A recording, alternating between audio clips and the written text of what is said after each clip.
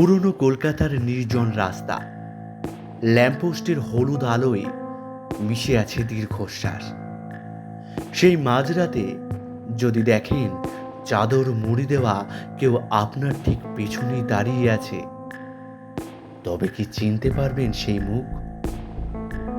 যে পাপের বিচার হয়েছিল অনেক বছর আগে, সেই ছায়া কি আজও তাড়া করে বেড়াচ্ছে বর্তমানকে?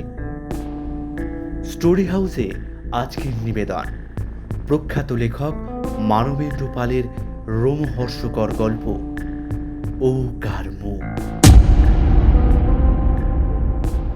সাথে আছি আমি তুষার।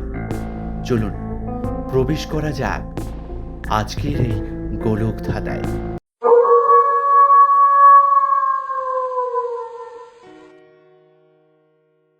শীতকাল, রাত 8:30 বাজতে না বাজতেই রাস্তা নিঝুম। এমনকি সার্কুলার রোডের এই মোড়টা পর্যন্ত নির্জন হয়ে যাচ্ছে। আমি সার্কুলার আর্লি রোডের মোড়ে বাসের জন্য দাঁড়িয়েছিলাম। এখান থেকে শ্যামবাজার যেতে হবে। সোজা যাওয়ার কোনো বাস যখন পাচ্ছি না, তখন ভাবলাম কোনো রকমে স্প্ল্যানেড পৌঁছাতে পারলেও হয়। সেখান থেকে শ্যামবাজার যাওয়ার ঢের উপায় আছে, কিন্তু এমনই কপাল, স্প্ল্যানেডেরও কোনো বাস আসছে না। দাঁড়িয়ে আছি তো আছি। এই অঞ্চলে বেশিরভাগই অবাঙালির বাস। যে দোকান কটা তখনও খোলা রয়েছে, সেখানেও কোনো খদ্দের নেই। আমার কেমন ভয় হলো। এখনই যদি দুজন এসে আমার হাত থেকে ব্রিফকেসটা ছিনিয়ে নেয়, অবাক হব না একটু? কি করব ভাবছি। লক্ষ্য পড়ল একটি লোক কখন এসে আমার স্টপেজে দাঁড়িয়েছে। লোকটি একটু দূরে মাথা নিচু করে দাঁড়িয়েছিল। গায়ে একটা চাদর জড়ানো, পরনে পাজামা কি ধুতি দেখিনি, কিন্তু শীত থেকে কান দুটো বাঁচাবার জন্যে জড়ানো ছিল কমফোর্টার। লোকটাকে দেখে খুশিই হয়েছিলাম। যাক, তবু একজন সঙ্গী তো পাওয়া গেল। কিন্তু লোকটা অতক্ষণ ধরে মাথা নিচু করে রয়েছে কেন বুঝতে পারলাম না।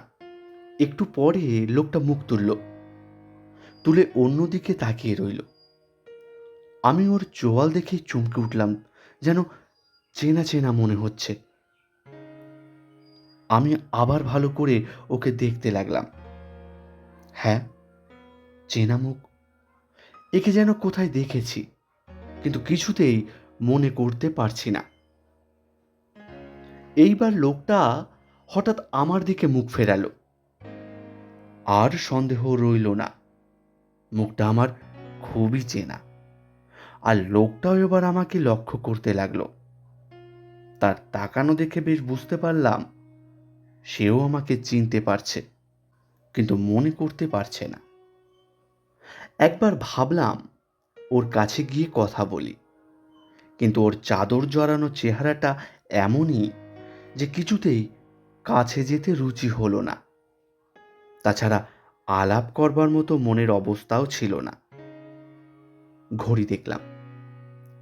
এ কি, ঘড়ি বন্ধ হয়ে গেছে?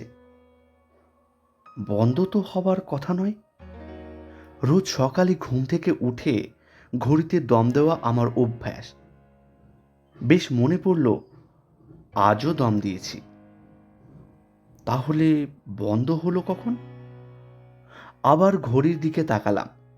দেখলাম ছোট কাঁটাটা 8:15 হয়ে থেমে গেছে। অর্থাৎ যে সময় লোকটা এসে দাঁড়িয়েছিল মোটামুটি সেই সময়। এতক্ষণে তাহলে 8:45 তো হবেই। কিন্তু এখনো পর্যন্ত বাসের চিহ্ন নেই। তাহলে অন্য জায়গায় গিয়ে কিছু একটা ধরতে হয়। থিয়েটার মোড়ে গেলে বাস না হোক ট্যাক্সি মিলতে পারে, কিছু না হোক রিকশার অভাব হবে না। আমি ওপারে যাবার জন্যে রাস্তায় নামলাম। হঠাৎ আবার আমার দৃষ্টি পড়ল লোকটার দিকে। সে আমার দিকে তাকিয়েই আছে। কেমন অদ্ভুত সে দৃষ্টি। এখন আর লোকটার দৃষ্টিতে কৌতূহল নয়, শিকার ফসকে যাচ্ছে দেখলে শিকারীর যেমন চোখের ভাব হয়, তেমনি একটা অবিশ্বাস্য হিংস্র ভাব ফুটে উঠেছে। মনে হচ্ছে লোকটা বুঝি এখনই আমার উপর ঝাঁপিয়ে পড়ে ব্রিফকেস ছিনিয়ে নেবে। তবুও ভয় পেলাম না, কেননা ওই চাদর মাফলার জড়ানো লোকটা আমার কোনো ক্ষতি করতে পারবে বলে মনে করাটা মূর্খামি। আমি রাস্তা পার হয়ে প্রিটোরিয়ার স্ট্রিটে ঢুকলাম। ভাবলাম রাস্তাটা শর্টকাট হবে, একেবারে সোজা গিয়ে পড়ব থিয়েটার রোডে। কিন্তু ভুল করলাম তা প্রিটোরিয়া স্ট্রিটে ঢুকে বুঝতে পারলাম।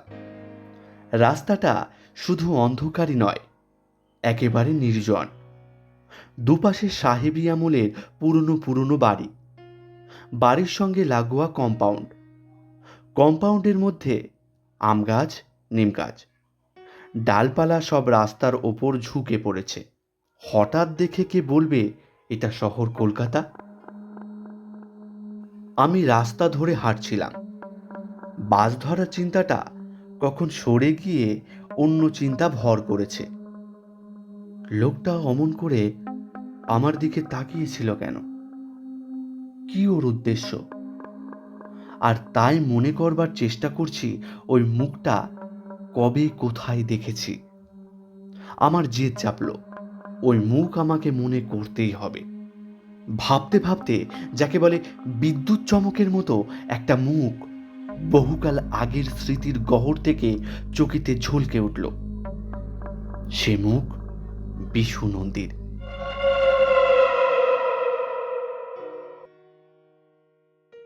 অনেক দিন আগের কথা, আমার বয়স তখন 10 কি 11। আমার দাদামশাই ছিলেন তখনকার দিনে বর্ধমান জেলার দুর্ধর্ষ ফৌজদারি উকিল। খুনিরা ধরা পড়ে বাঁচবার জন্যে যত বড় উকিলই দিক না কেন, আমার দাদুর কাছে পারত না, হেরে যেত। আর এই হেরে যাওয়া মানেই তাদের ফাঁসি কিংবা দ্বীপান্তর, কিছু না হোক সারা জীবনের জন্যে জেল হয়ে যেত। এমনিভাবে দাদুর বক্তৃতা শুনে বিচারকরা যে কত খুনি আসামিকে শাস্তি দিয়েছেন তার হিসাব নেই। খুনি আসামিরা তাই দাদুকে যেমন ভয় করত, তেমনি দাদুর উপর রাগও ছিল। কালীগঞ্জের জমিদার ইন্দ্রনাথ চৌধুরী ছিল দুর্ধর্ষ জমিদার। গ্রামের লোকেরা তার অত্যাচারে অতিষ্ঠ হয়ে উঠেছিল। এই জমিদারের অপকর্মের ডান হাত ছিল তার নায়েব শয়তান বিশু নন্দী। বিশু নন্দী জমিদারকে যা পরামর্শ দিত, জমিদার সেই রকম আদেশ দিত। বিশু নন্দীর লেঠেলের হাতে কত গরিব প্রজার সর্বনাশ হয়ে গেছে তার ইয়ত্তা নেই। কত ঘরবাড়ি জ্বলেছে, কত নিরীহ দরিদ্রের ধর থেকে মাথা নিঃশব্দে খসে পড়েছে। খুন খারাপি করেই বিশু নন্দী কলকাতায় এক ফিরিঙ্গি বন্ধুর হোটেলে এসে কিছুদিন গা ঢাকা দিয়ে থাকত। তারপর সুযোগ বুঝে আবার গ্রামে ফিরে আসত। এই বিশু নন্দীও দাদুকে ভয় করত। ভয় করত বলেই দাদুর উপর ছিল রাগ। দাদু বাড়িতে হাসতে হাসতে বলতেন, বিশু যদি আমাকে কোনোদিন বাগে পায় শেষ করে দেবে, আর আমিও যদি ওর বিরুদ্ধে খুনের কেস পাই তাহলে ফাঁসিতে ঝোলাবই। একদিন শুনলাম নিচে সেরেস্তাখানায় বিশু নন্দী এসেছে, দাদুর সঙ্গে কি কথা বলছে। শুনে বাড়ির সকলের মুখ শুকিয়ে গেল, রান্নাবান্না মাথায় উঠল। তবুও বিশু নন্দীকে দেখার জন্যে বাড়ির মেয়েরা পর্যন্ত জানলা দিয়ে দরজার আড়াল থেকে উকি মারতে লাগলো। আমি তো সোজা সেরেস্তাখানায় গিয়ে দাদুর পাশে দাঁড়ালাম।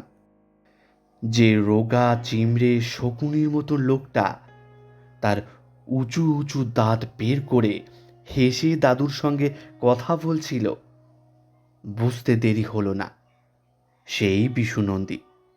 লোকটা হঠাৎ আমার দিকে তাকালো। এটি কে? বিশ্রী খসখসে গলায় লোকটা দাদুকে জিজ্ঞাসা করল। দাদু আমাকে কাছে টেনে নিয়ে বললেন, আমার নাতি, একমাত্র নাতি। সঙ্গে সঙ্গে বিশুনন্দীর ঘন জোড়া ভুরু কুঁচকে উঠল। কেমন একরকমভাবে আমায় দেখল, তারপর দাদুর দিকে তাকিয়ে চোখ পিটপিট করে বলল, উকিলবাবু, একটু আগেই আপনাকে বলছিলাম আমার অসাধ্য কিছু নেই। আমি যদি ইচ্ছে করি তাহলে 1 সপ্তাহের মধ্যে আপনার এই নাতিটাকে লোপাট করে দিয়ে দেখিয়ে দিতে পারি। বলে বিকট শব্দে হেসে আমার কাঁধে হাত রাখল। সেই হাতের স্পর্শ এখনো আমার মনে আছে। সমস্ত কাঁধটা ঝনঝনিয়ে গিয়েছিল। দাদুর মুখটা মুহূর্তে ফ্যাকাশে হয়ে গিয়েছিল। তারপর হেসে বলেছিলেন, নন্দীমশাই, পৃথিবীটাকে আপনার জমিদারের খাস তালুক মনে করবেন না। পুলিশ আছে, আদালত আছে। কিন্তু নন্দী সেদিন এসেছিল দাদুর সঙ্গে একটা রফা করতে। সে বলতে চেয়েছিল, জমিদার ইন্দ্রনাথ চৌধুরী বা তার লোকের বিরুদ্ধে মামলা উঠলে দাদু যেন জমিদারের পক্ষে দাঁড়ান। তার জন্যে জমিদার কত মোহর ফি দেবে বিশুনন্দী তাও ইঙ্গিতে জানিয়ে দিয়েছিলেন। উত্তরে দাদু যখন বললেন অন্যায়ের পক্ষ তিনি কখনো নেবেন না, তখন বিশুনন্দীর চোখ দুটো প্রথমে একবার বুঝি দপ করে জ্বলে উঠেছিল। তারপরেই মোলায়েম গলাতে বলেছিল, বেশ, তা না হয় আমাদের পক্ষে নাই দাঁড়ালেন, কিন্তু কিন্তু কথা দিন আমাদের বিপক্ষে কখনো দাঁড়াবেন না। বলে ফতুয়ার ভেতর পকেট থেকে একটা থলি বের করে দাদুর সামনে রাখল। দাদু ছিল বদরাগী মানুষ।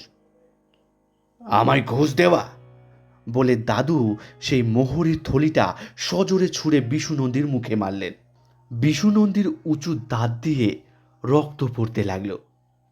কোনো কথা না বলে থলিটা কুড়িয়ে নিয়ে দাদুর দিকে আগুন ঝরা চোখে তাকিয়ে বেরিয়ে চলে গেল। তারপরই দাদু বাড়ির সকলকে ডেকে আমার উপর বিশেষ লক্ষ্য রাখতে বলে দিলেন। সেই থেকে যখনই বেরোতাম, স্কুলে যাবার সময় হোক কিংবা খেলতে যাবার সময়, দুজন চাকর সব সময় সঙ্গে থাকত। আমি বড় হয়েছি বলে দোতলায় একটা ছোট ঘরে একা শুতাম। সেইখানেই পড়াশোনা করতাম। এখন সে ঘরে আমার সঙ্গে আমার এক আত্মীয়েরও শোবার ব্যবস্থা হলো। শুধু তাই নয়, ওই ঘরের জানলাগুলো পর্যন্ত জাল দিয়ে এঁটে দেওয়া হলো। এই রকম সাবধানতার মধ্যে বছরখানেক কাটল। তারপর একদিন সকালে উঠেই শুনলাম বিশুনন্দী একটা খুনের অপরাধে গ্রেপ্তার হয়েছে। যথাসময়ে আদালতে কেস উঠল। যাকে খুন করা হয়েছে তার বিধবা স্ত্রী কাঁদতে কাঁদতে দাদুকে বললে, আপনি আপনি আমার পক্ষ নিয়ে ওই ওই আসামিকে দোষী প্রমাণ করে উচিত শাস্তি দেওয়ার ব্যবস্থা করুন। সত্যের জয় হোক। দাদু বিশুনন্দীর বিরুদ্ধে এই বিধবার পক্ষ নিয়ে লড়লেন। দাদুর জয় হলো। জজ সাহেব বিশুনন্দীর ফাঁসির হুকুম দিলেন। বিশুর ফাঁসি হয়ে গেল। এক মনে ছেলেবেলার সেই সব পুরনো স্মৃতির কথা মনে করতে করতে পথ হাঁটছি তো হাঁটছি, কিন্তু পথ কি শেষ হবে না? এ পথ তো এত দীর্ঘ নয়। এর আগেও আমি প্রিটোরিয়া স্ট্রিটে এসেছি। এ পথ আমার যথেষ্ট চেনা। সার্কুলার রোডের মুখ থেকে প্রিটোরিয়া স্ট্রিট ধরে থিয়েটার রোডে পড়তে 5 মিনিটের বেশি সময় কিছুতেই লাগতে পারে না। অথচ ঘড়ি দেখবার জন্য রিস্ট ওয়াচটার দিকে তাকালাম। অন্ধকারে কিছুই দেখতে পেলাম না। উফ, এত অন্ধকার! দেশলাই যতবার জ্বালাতে গেলাম 2 বারই নিভে গেল।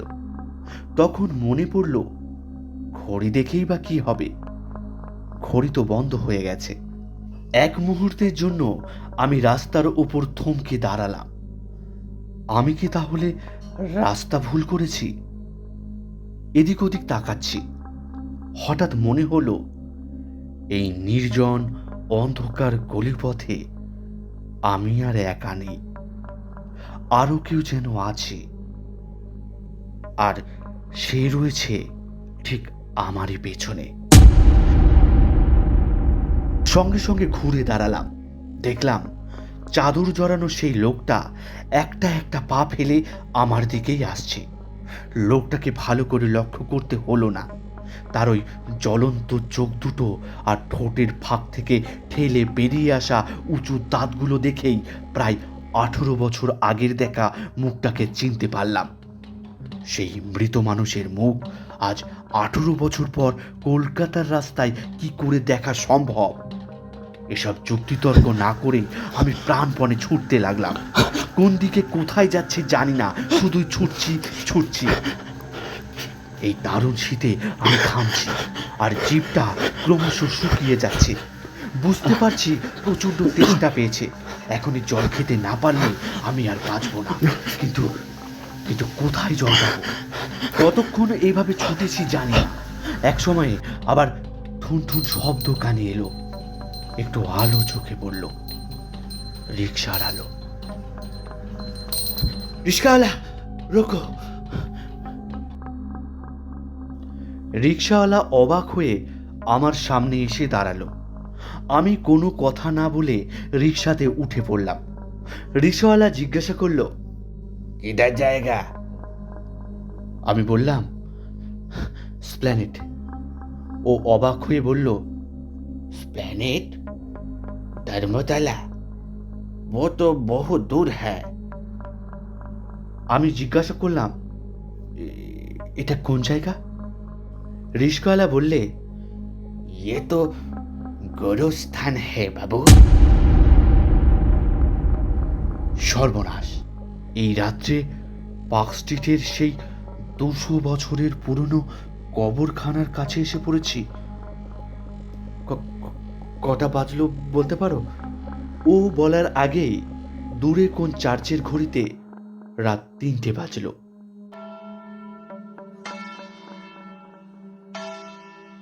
রিকশাওয়ালা বিরক্ত হয়ে জিজ্ঞাসা করলো, अरे कहाँ जाएगा?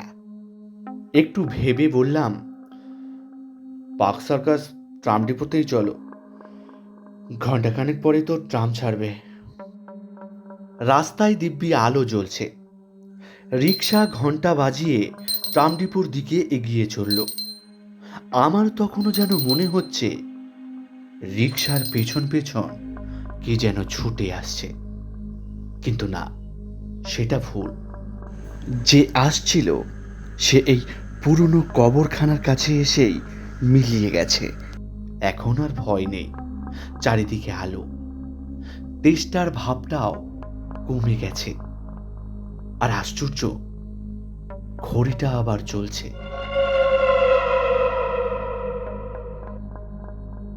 ফাঁসির দড়ি কি তবে সত্যি সব শেষ করতে পারে, নাকি অতৃপ্ত আত্মা প্রতিহিংসা নিয়ে ফিরে আসে চেনা জানা কোনো এক পুরনো মুখে? আজকের গল্প আপনাদের কেমন লাগলো তা কমেন্ট করে জানাতে ভুলবেন না। যদি এই রহস্যের ছোঁয়া আপনাদের ভালো লেগে থাকে তবে ভিডিওটি লাইক করুন এবং শেয়ার করুন আপনার সেই বন্ধুদের সাথে যারা গল্প শুনতে ভালোবাসেন। আর হ্যাঁ, স্টোরি হাউসে এরকম আরও রোমাঞ্চকর এবং কালজয়ী সব গল্পের সাক্ষী হতে চ্যানেলটি সাবস্ক্রাইব করে বেল আইকনটি টিপে রাখুন। আজ তবে এই পর্যন্তই। খুব শীঘ্রই ফিরছি নতুন লেখকের নতুন কোনো এক গল্প নিয়ে। ততক্ষণ ভালো থাকুন, সুস্থ থাকুন আর শুনতে থাকুন স্টোরি হাউস। সাথে ছিলাম আমি তুষার। শুভরাত্রি।